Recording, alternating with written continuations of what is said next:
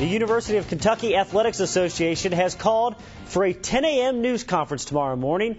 While they won't say what it's about, we do know it's nothing to do with the men's basketball program. We'll have all the details on ABC 36 News Weekend Edition. In other news, UK head coach John Calipari tells ESPN's Andy Katz he's already talked to 3 players who will not be returning in order to meet the team's scholarship requirements next season, but wouldn't name the players. Kentucky currently has 16 players on scholarship, and NCAA rules only allows you to have 13. Of course, if Jody Meeks decides to return, he would make 17. Today, Meeks worked out for the Detroit Pistons, and yesterday he showed his skills for the Washington Wizards. Afterwards, Meeks had a long conversation with Wizards president and Tennessee alum Ernie Grunfeld. The subject, 54. He said, why did you have to get it against Tennessee? But, that was a good game for me and, pretty good game for Kentucky history. Do you feel like that put you on the map? I think so. I think, I had some big games before that, but, some people didn't pay attention to it. But I think that game would have been, primetime TV on ESPN. More people saw it. UK sophomore and Mason County native Darius Miller may not be around much this summer. That's because he's trying out for the FIBA USA 19 and under basketball team, which will be coached by Pitt's Jamie Dixon. Texas basketball coach Rick Barnes says he does anticipate playing a series against Kentucky, just not next year. Meanwhile, we do know the Cats will open up next season against Morehead State on November 13th.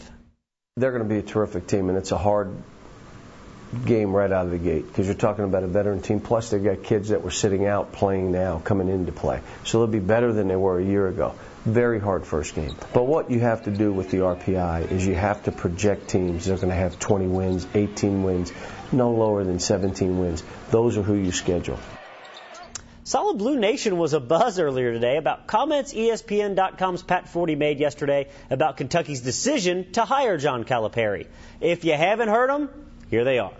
Well, my perception is that, especially for a school like Kentucky, which 2 years ago had marked concerns about John Calipari because of some of the things either in his past or in the way he's gone about business. What changed in those 2 years? Why did they all of a sudden become so much more comfortable with a coach who has taken some academic risks, who has been at times a lax disciplinarian, a guy who has some black marks in his past, certainly that UMass vacated Final Four, who doesn't employ but uses a friend, William Wesley, as one of his basically ace recruiters, at least in terms of advising players on where to go. And I think Wesley did have an impact on John Wall's decision.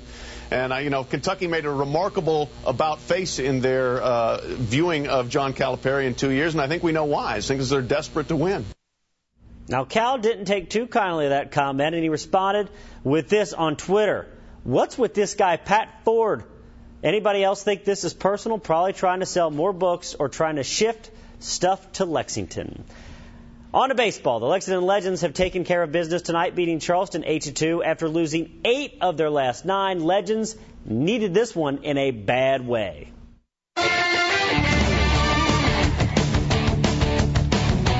Indians-Reds, Battle of Ohio, bottom of the 8th, tied at 1 until Adam Rosales comes through in the clutch. The double scores the go-ahead run, and Cincinnati doesn't look back. That's why this is our Jack Kane Ford Play of the Day.